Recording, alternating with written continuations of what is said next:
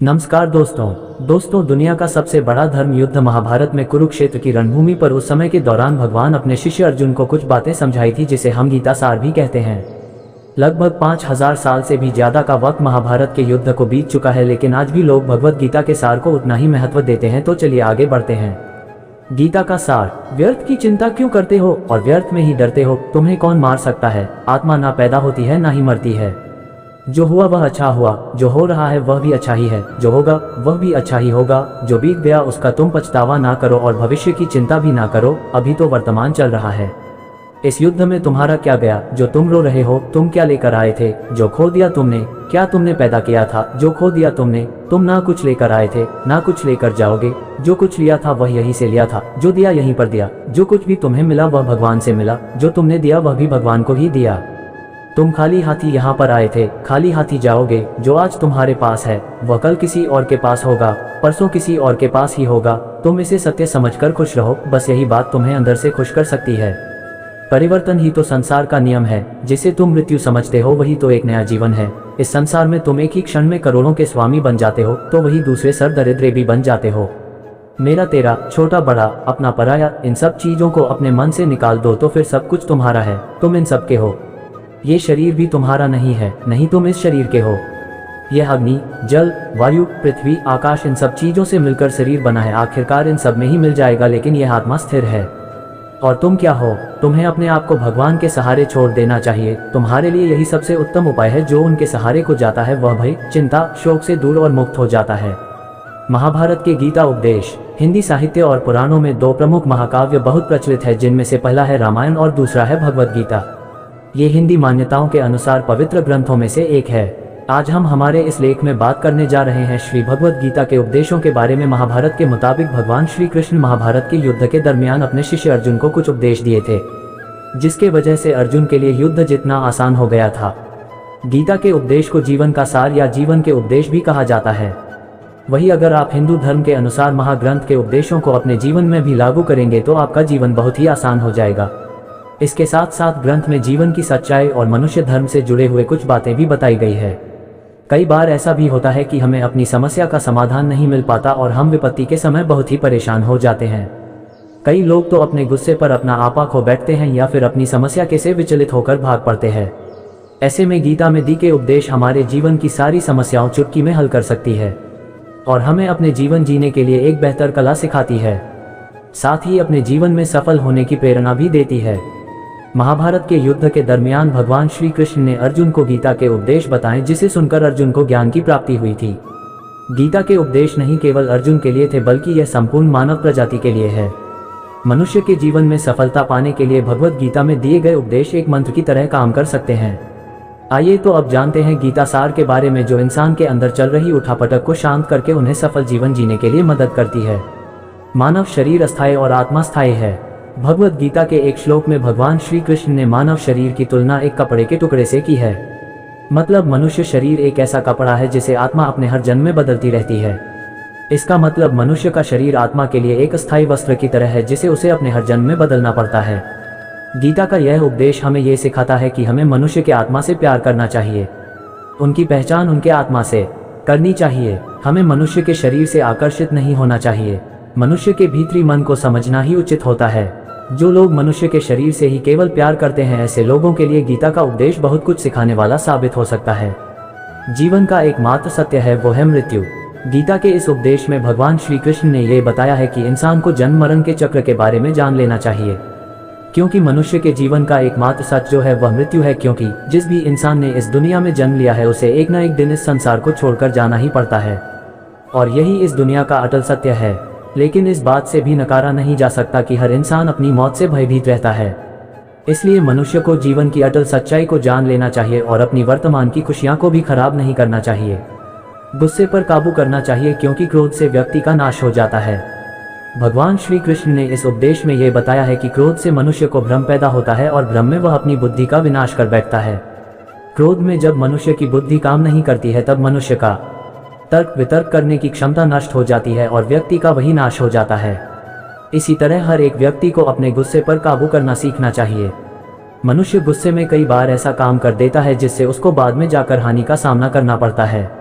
वही अगर मनुष्य अपने क्रोध पर काबू नहीं कर पाए तब वह कोई गलत कदम उठा बैठता है। जब भी मनुष्य के मन में क्रोध की भावना उत्पन्न होती है तब मनुष्य का मस्तिष्क काम करना बंद कर देता है और वह सही गलत का वह उचित फैसला नहीं ले पाता। इसलिए हमेशा मनुष्य को अपने क्रोध को काबू में रखना चाहिए और अपने मन को शांत रखना चाहिए, क्योंकि गुस्से में लिया गया फैसला आपको गहरी क्षति पहुंचा सकता है। व्यक्ति अपने कर्मों को नहीं छोड़ सकता है। भगवान श्री कृष्ण ने गीता के सार में ये बताया है कि कोई भी व्यक्ति अपने कर्मों को नहीं छोड़ सकता, जिसका मतलब व्यक्ति साधारण समझ के साथ अपने कर्मों में लगे रहते हैं। उन्हें अपने कर्म से हटना या छोड़ना नहीं चाहिए, क्योंकि वह ज्ञानवादी नहीं बन सकते हैं। वही अगर मनुष्य अपने कर्मों से पीछा छुड़ा ले या अपने कर्म करना बंद कर दे तब वह अपने रास्ते से भटक जाता है। संसार का नियम है जिसके मुताबिक मनुष्य को अपने कर्मों को करते रहना होगा। जो व्यक्ति अपने कर्मों से बचना चाहता है या वह अपने कर्म को करना बंद कर देता है, ऐसी परिस्थिति में वह मनुष्य मन ही मन में डूबता जाता है। अर्थात जिस व्यक्ति का जो स्वभाव होता है वह उसी के मुताबिक अपने कर्मों को करता है। मनुष्य को देखने का नजरिया। गीता के सार में मनुष्य के देखने के नजरिए के बारे में भी कुछ बातें बताई गई है। इसमें लिखा गया है, जो व्यक्ति ज्ञान को और कर्मों को एक रूप से देखता है उस व्यक्ति का नजरिया सही है। अज्ञानी पुरुष के पास ज्ञान नहीं होता, इसी वजह से वह हर किसी भी चीज को गलत नजर से ही देखते हैं। इंसान को अपने मन को काबू में रखना चाहिए। गीता के सार में ऐसे मनुष्य के बारे में भी बताया गया है जो मनुष्य अपने को मन को काबू में नहीं रख पाते। ऐसे लोग का मन इधर से उधर भटकता रहता है। ऐसे मनुष्य का मन उनके लिए शत्रु के समान काम करता है, क्योंकि मन व्यक्ति के मस्तिष्क पर बहुत गहरा प्रभाव डालता है। जब मनुष्य का मन स्थिर रहता है तो वह व्यक्ति भी सही तरीके से अपना काम करता है।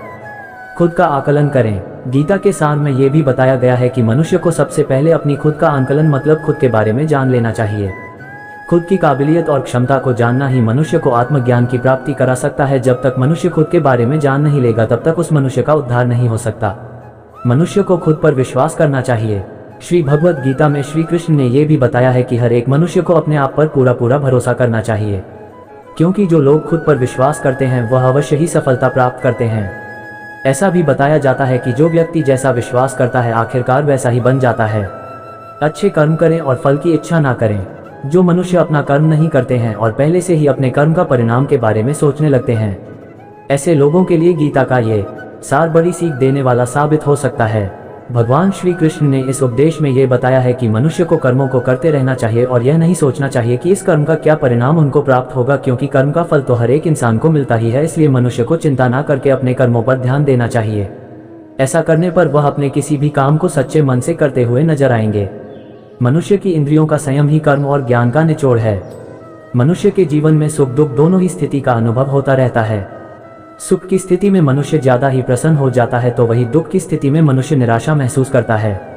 इसलिए सुख और दुख दोनों ही स्थिति में मनुष्य को अपने मन पर काबू रखकर उसे स्थिर रखना ही योग कहलाता है। जब कोई भी मनुष्य सांसारिक इच्छाओं को त्याग करके फल की चिंता ना करें अपने कर्मों को करता है तो उसी स्थिति को मनुष्य योग में स्थित कहलाता है। जो मनुष्य अपने मन को काबू में कर लेता है वह मनुष्य का मन ही उसका सच्चा मित्र बन जाता है। लेकिन जो मनुष्य अपने मन को काबू में नहीं कर पाता उसके लिए उसका मन ही उसका सबसे बड़ा दुश्मन साबित होता है। वही जो मनुष्य अपने मन पर विजय प्राप्त कर ले तो उसको परमात्मा की प्राप्ति हो जाती है।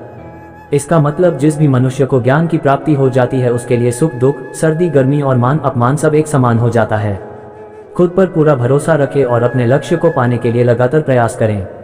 गीता में बताए गए इस उपदेश को अगर कोई भी व्यक्ति सच्चे मन से जीवन में पालन करे तो अवश्य ही वह व्यक्ति एक सफल इंसान बन सकता है। जो लोग पूरे विश्वास के साथ अपने लक्ष्य को पाने के लिए कोशिश करते रहते हैं वह निश्चित अपने लक्ष्य को पा ही लेते हैं। इसके लिए किसी भी मनुष्य को अपने लक्ष्य को पाने के लिए लगातार निरंतर कोशिश करते रहना चाहिए। तनाव से दूर रहने का संदेश। इस उपदेश में भगवान श्री कृष्ण ने यह समझाया है कि किसी भी व्यक्ति को तनाव और चिंता से दूरी बनाकर रखनी चाहिए, तभी जाकर वह एक सफल इंसान बन सकते हैं, क्योंकि मनुष्य को सफल होने में तनाव एक बाधा की तरह बीच में आता है। अपना काम को प्राथमिकता दें और इसे पहले करें। श्री भगवद गीता में भगवान श्री कृष्ण ने अपने इस उपदेश में ऐसा बताया है कि मनुष्य को अपने कामों को प्रथम प्राथमिकता देनी चाहिए। सबसे पहले अपने जरूरी काम को पूरा करें, उसके बाद ही किसी और का काम को करें, अन्यथा दूसरों का काम पूरा करने के चक्कर में वह मनुष्य अवश्य ही अपना काम पूरा नहीं कर पाता है। लोक में जितने देवता हैं सब एक ही भगवान की विभूतियां हैं। श्री भगवद गीता में भगवान श्री कृष्ण ने यह भी उपदेश दिया है कि संसार में एक ही भगवान के अनेक स्वरूप है और संसार में लोग भगवान के अलग अलग स्वरूप की पूजा भी करते हैं, क्योंकि वह उनकी अलग अलग शक्तियों पर भरोसा करते हैं। लेकिन मनुष्य को यह बात का भी ज्ञान होना चाहिए कि सभी भगवान एक ही भगवान का स्वरूप है। मनुष्य के अच्छे और बुरे दोनों ही भगवान का शक्तियों का रूप है, अर्थात ब्रह्मांड में जितने देवता है वह सारे ही देवता एक ही भगवान का अनेक स्वरूप है, जिनकी मनुष्य कभी पीपल के रूप में पूजा करते हैं तो कोई पहाड़ के रूप में, भगवान अनगिनत है जिनका कोई अंत नहीं है, लेकिन मनुष्य अपनी अपनी आस्था के अनुसार अपने देवी देवताओं की पूजा करते हैं। लेकिन सत्य यह है कि सारे देवी देवता है एक ही भगवान का स्वरूप है। जो लोग भगवान का सच्चे मन से ध्यान लगाते हैं वह पूर्ण सिद्ध योगी माने जाते हैं।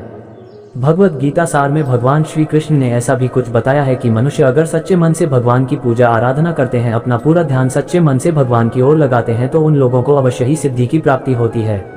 ऐसा भी बताया जाता है कि जो मनुष्य अपने शरीर के सभी इंद्रियों पर काबू पा लेता है और सुख और दुख सभी परिस्थितियों में समान भाव से रहता है और संसार के सभी प्राणियों के हित में लगा रहता है, ऐसे मनुष्य को ईश्वर की कृपा हमेशा बनी रहती है। अपने काम को मन लगाकर करें और अपने काम में खुशी खोजें। जो मनुष्य अपने सभी काम में मन लगाकर अपना कार्य करते हैं और वह छोटे से छोटे कार्यों में भी खुशी ढूंढ ही लेते हैं, वह लोग निश्चित ही अंत में सफलता प्राप्त करते हैं। वहीं दूसरी तरफ ऐसे मनुष्य भी होते हैं जो अपने काम को बस एक बोझ समझकर बस पूरा कर देना चाहते हैं और अपने किसी भी काम को पूरा सही ढंग से नहीं करते हैं, तो ऐसे मनुष्य हमेशा ही अपने जीवन में पीछे रह जाते हैं।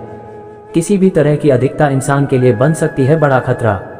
भगवत गीता में भगवान श्री कृष्ण ने यह बताया है, मनुष्य के लिए किसी भी चीज़ की अधिकता उनके लिए हानिकारक साबित हो सकती है। ये किसी भी प्रकार की अधिकता हो सकती है, कड़वाहट हो या फिर मधुरता, खुशी हो या गम। हमें कभी भी किसी भी चीज़ की अति करना हमारे लिए नुकसानदायक साबित हो सकती है।